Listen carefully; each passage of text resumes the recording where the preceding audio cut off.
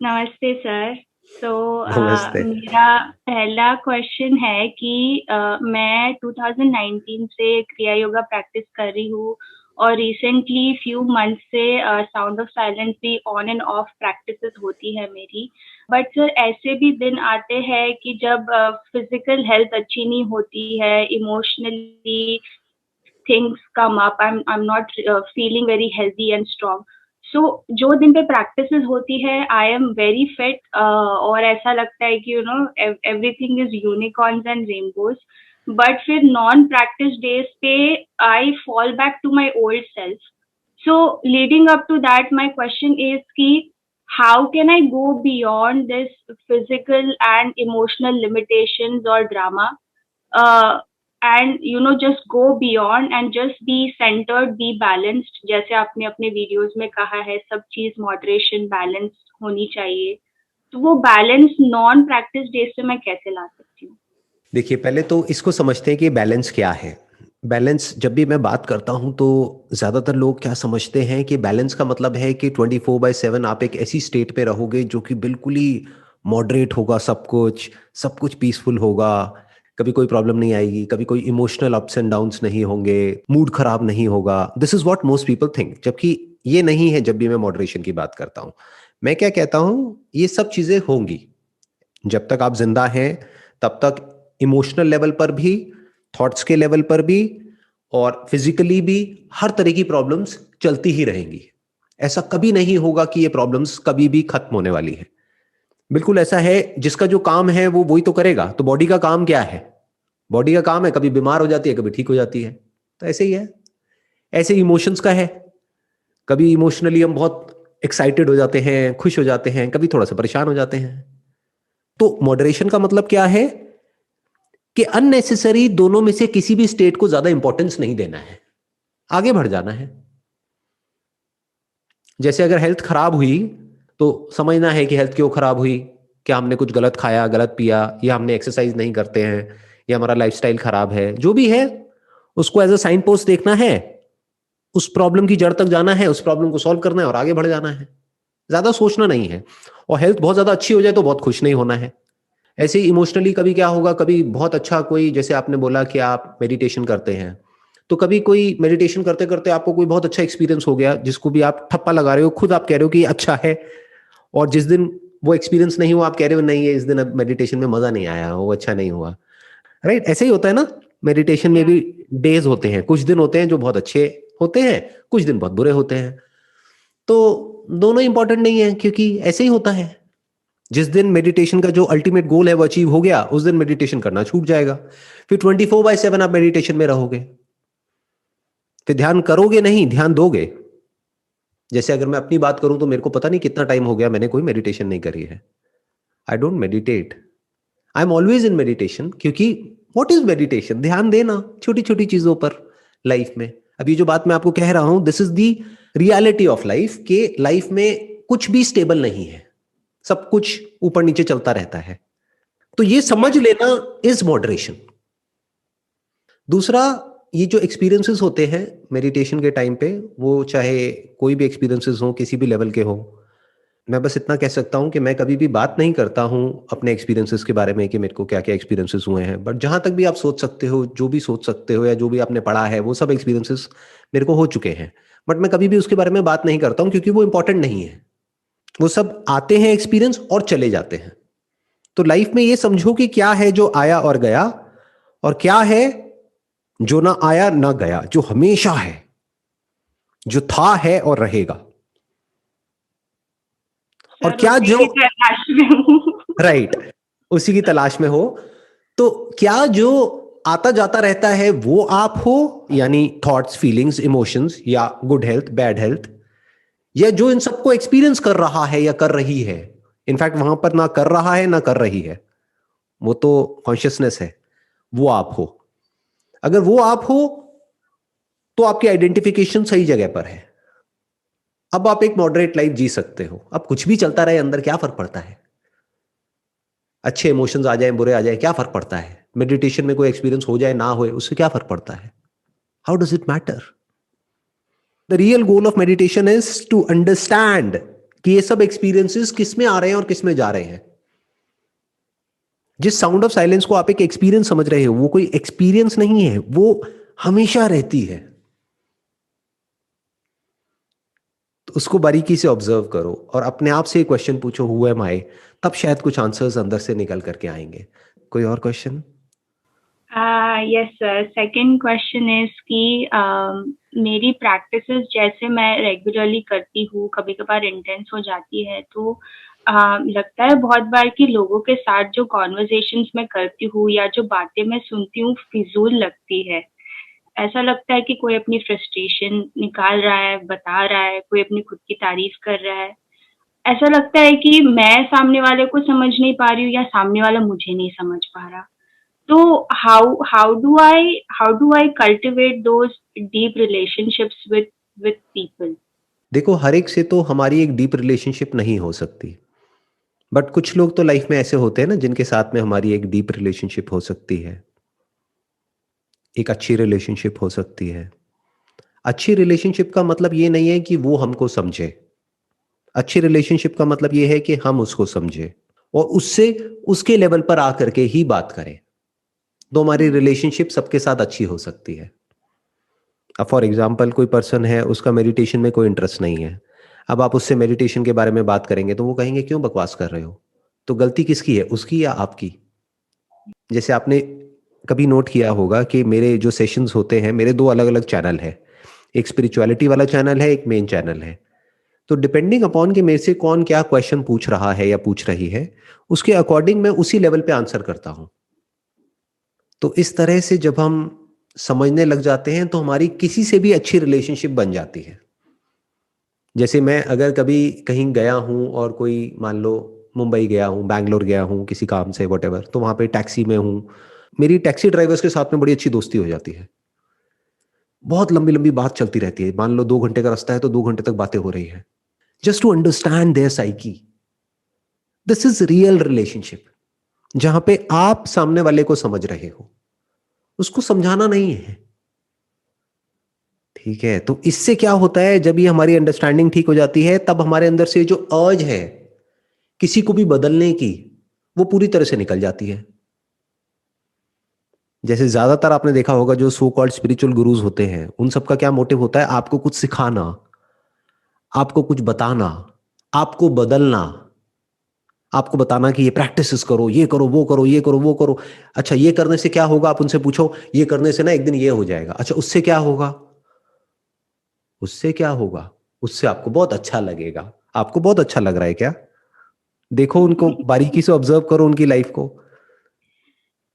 क्या उनकी लाइफ बहुत बढ़िया है? जब उनकी ही नहीं है जो आपको सिखा रहे हैं, तो आपकी कैसे हो जाएगी? तो ध्यान से समझिएगा मैं क्या कह रहा हूं। कुछ भी नहीं बदलता है सेल्फ अंडरस्टैंडिंग के बाद में, जिसको आत्मज्ञान बोलते हैं, आत्मबोध बोलते हैं, उसके बाद में कुछ भी नहीं बदलता है at the level of body mind, ये वो। बस अंडरस्टैंडिंग थोड़ी सी चेंज हो जाती है, और जैसे ही वो ठीक हो जाती है, then that is the beginning of love and compassion. क्योंकि अब हमें किसी को थोड़ा सा भी नहीं बदलना है। जो जैसा है सब बढ़िया है, सब अच्छा है। वो करे तो भी ठीक है, नहीं करे ये सब मेडिटेशन और ये वो, तब भी ठीक है। कोई फर्क नहीं है दोनों में। थोड़ा सा अलग है ना ये उस सबसे, जो भी आप जिस भी तरह से पढ़ते आए हैं, सुनते आए हैं। सर, मैंने पोलैरिटीज बहुत देखी है। मैंने आपकी, मैं अष्टवक्रा की मैंने सीरीज, मैंने अभी तक सिर्फ 3 वीडियोज ही सुने हैं। तो आप जो अभी जो कह रहे हैं, it falls, it aligns with the same things, but I have also the other part of it is, you do practices because तुम्हें अपने कर्मस को ब्रेक डाउन करना है। So I have seen like two extreme ends of right, spirituality. तो right. there is, I understand कि बहुत कचरा भरा हुआ है दिमाग में। हाँ, तो इसको I am aware of it, but accept करना, surrender करना to one particular thing is very tricky difficult. for me. Right, Yeah. Right. और वो करना भी नहीं चाहिए, क्योंकि उसमें क्या है कि आपकी अपनी इंटेलिजेंस वहां पर एक तरह से ये कह लो किसी और के हाथ में चली जाएगी। अगर आपने अपनी इंटेलिजेंस को सरेंडर कर दिया, फिर चाहे मुझे या आपने किसी और को कर दिया, तो आप समझ जाओ कि अब वो वहां पर आपकी ग्रोथ रुक जाएगी। तो नेवर बिलीव एनीवन, चाहे वो मैं हूं चाहे कोई और है, हर एक को क्वेश्चन करो, अपनी इंटेलिजेंस को और बढ़ा दो स्पिरिचुअलिटी में। लोग क्या बोलते हैं कि दिमाग मत लगाओ, जो हम कह रहे हैं ना बस चुपचाप करते रहो। क्यों? क्योंकि उनको खुद ही कुछ समझ नहीं आया, तो आपको क्या समझाएंगे? जैसे आप उनसे पूछोगे लॉ ऑफ कर्मा क्या होता है, तो कुछ भी कहानियां करने लग जाएंगे। अच्छा, एक पिछले जन्म में ये होता है वो होता है। उनको बोलो आपको याद है क्या अपना पिछला जन्म? उनको बोलो रीबर्थ के कॉन्सेप्ट को छोड़ो, आप ये बताओ बर्थ क्या होता है और डेथ क्या होता है, क्या पैदा होता है क्या मरता है। रीबर्थ तो तभी पॉसिबल है ना जब बर्थ होगा। और बोलो अगर बर्थ और डेथ ही झूठ है तो रीबर्थ का कॉन्सेप्ट कहां से आया? तो इसको आराम से ब्रेक डाउन करना होता है। नाउ डोंट बिलीव मी, हो सकता है मैं बकवास कर रहा हूं, हो सकता है वो बकवास कर रहे हैं, तो आराम से क्वेश्चन करो, आराम से समझो कि रीबर्थ मतलब क्या। क्या आपको याद है? औरों को छोड़ो, क्योंकि और लोग तो झूठ भी बोल सकते हैं। आपको याद है आप पिछले जन्म में क्या थे? नहीं है।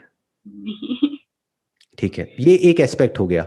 बट एक दूसरा एस्पेक्ट भी है, आपके जो पेरेंट्स हैं, आपके जो ग्रैंड पेरेंट्स हैं, उनका डीएनए आपके डीएनए से मैच होता है नहीं होता है? होता है। तो क्या आप उनका रीबर्थ नहीं हो? और अगर और पीछे जाते चले जाओ, पेरेंट्स, ग्रैंड पेरेंट्स, उनके पीछे उनके पीछे उनके पीछे, तो हम सबका जो सोर्स है, जो भी थे पीछे से पीछे, पीछे से पीछे जो भी टॉप पर थे, वो आपके और मेरे जो भी great great great great great grand parents थे, क्या वो अलग अलग हैं या वो एक ही है? एक ही है। तो क्या हम इस पूरे के पूरे यूनिवर्स का रीबर्थ नहीं है? Are we not the manifestation of this whole universe? थोड़ा सा उपनिषद्स को पढ़ो। अगर उपनिषद्स नहीं भी पढ़ने बोरिंग लगते हैं तो उसमें जो महावाक्य हैं उसको पढ़ो। तत्वमसि, that means you are that, you are Brahman, you are the supreme reality. अहम ब्रह्मस्मि मतलब मैं ही ब्रह्म हूं। ब्रह्म मतलब क्या? आत्मा। और आत्मा और परमात्मा अलग अलग नहीं है। इस तरह से आराम आराम से स्टेप बाय स्टेप देखना होता है। This is instant liberation, instant मुक्ति। लेकिन हमारी ईगो कभी भी इस चीज को एक्सेप्ट नहीं करेगी। क्यों? क्योंकि ईगो को मजा आता है कुछ करते रहने में। क्योंकि ईगो डिसॉल्व हो गई ना। Ego is what?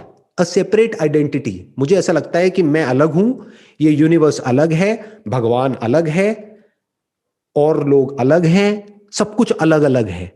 उस अलग में मेरा अपना एक अलग कर्मों का कहीं कोई अकाउंट है। लॉ ऑफ कर्मा को समझना है एक लाइन के अंदर अंदर, क्या होता है लॉ ऑफ कर्मा? क्या होता है? Are you really asking it because you want to know it, या फिर ऐसे ही कि ठीक है पूछ लेती हो? नहीं नहीं sir, you want really. To? अच्छा। Yes sir. जो सब करते हैं उसका असर एक पर होता है, और जो एक करता है उसका असर सब पर होता है। This is law of Karma. So sir, when you read or listen or anything ki the change, you have to lead the way. Change starts from you. Change starts from one person. That defines this whole thing. Right कि आप से शुरुआत करो तो दुनिया change होगी। Right. And ये कोई इल्यूजन नहीं है, ये फैक्ट है जिसको आप बड़े आराम से ऑब्जर्व कर सकते हो। मैंने क्या कहा? जो एक करता है, यानी जो आप करते हो उसका असर सब पर होता है। ये जो मेरा सेशन अभी हो रहा है आपके साथ में, जो कॉन्वर्सेशन है, ये यूट्यूब पर अपलोड होगी मेरे स्पिरिचुअलिटी वाले चैनल पे। इसको कुछ लोग देखेंगे, तो जो मैं कर रहा हूं, और मैं भी अकेला नहीं कर रहा हूं, इस वक्त आप भी हो ना, आप क्वेश्चन पूछ रहे हो तभी तो मैं आंसर दे रहा हूं। अगर आप ही ना हो तो मैं किससे बात करूंगा, क्या बात करूंगा? तो अभी ये जो हमारी कॉन्वर्सेशन है, इसकी वजह से पूरी दुनिया पर इफेक्ट आने वाला है। और पूरी दुनिया मिल करके जो कर रही है, उसका इफेक्ट एक बच्चा जो अभी कहीं किसी गांव में या किसी शहर में कहीं कोई पैदा हो रहा है उसके ऊपर आता है। आप समझे? इसको बारीकी से समझना आराम से बैठ करके, तो आपको समझ आ जाएगा असली में लॉ ऑफ कर्मा क्या होता है। अलग है ना थोड़ा सा औरों से, Heavy stuff. But it is very simple, easy to observe. और यहां पर कोई कॉम्प्लिकेशन नहीं है। जैसे कोई पूछता है कि भाई मैं रोड पे जा रहा हूं, मेरा एक्सीडेंट क्यों हुआ, या मानो किसी लड़की के साथ में कुछ बहुत गलत हो गया। अब आप पूछ रहे हो अपने किसी गुरु से जाकर के कि उसके साथ में ऐसा क्यों हुआ, तो अगर तो वो गुरु बेवकूफ है तो वो क्या कहेगा कि जरूर उसने पिछले जन्मों में कोई बुरे कर्म करे होंगे जिसका फल उसको अभी भुगतना पड़ रहा है। अगर आप मेरे से पूछोगे उस लड़की के साथ में ऐसा गलत क्यों हुआ, तो मैं कहूंगा वो एक फेलियर है। किसका फेलियर है? वो सबका फेलियर है। गवर्नमेंट का फेलियर है, लॉ एंड ऑर्डर का फेलियर है। अगर लॉ एंड ऑर्डर का सिस्टम इतना स्ट्रांग होता तो उसके साथ में वो नहीं होता। तो आप समझ रहे हो कि जो पूरी दुनिया कर रही है उसका असर एक पर हो रहा है। और ये जो एक है, मैं सिर्फ इंसानों की बात नहीं कर रहा, यहां पे जानवरों की बात भी कर रहा हूं। ये जो ग्लोबल वार्मिंग है उसका असर समुद्र में जो मछलियां हैं उनके ऊपर हो रहा है। जो हम प्लास्टिक यूज कर रहे हैं उसका असर उन पर हो रहा है। उन मछलियों की कोई गलती नहीं है, उन्होंने कोई बुरे कर्म नहीं करे हैं, वो इनोसेंट हैं। उनको कोई मेडिटेशन करने की जरूरत नहीं है अपने पाप धोने के लिए। सर मैं राइट। यही सोचती हूँ कि जो बेबीज होते हैं they are naturally so happy, they are so right. Radiant, hmm. और ऐसा लगता है कि they don't need meditation, they don't need yoga. Not at तो ऑल। हम क्यों ऐसे हैं फिर? That's when I start questioning myself, why am I like this, why can I not be as happy as a baby? That's an excellent question. You can be as happy as a baby if you can let go of जो भी आपके अंदर भरा हुआ है उसको। एक baby में और आप में फर्क क्या है? बेबी के अंदर अभी ये जो सेपरेट सेल्फ का जो कॉन्सेप्ट है वो अभी तक आया ही नहीं है, प्लांट ही नहीं किया है किसी ने।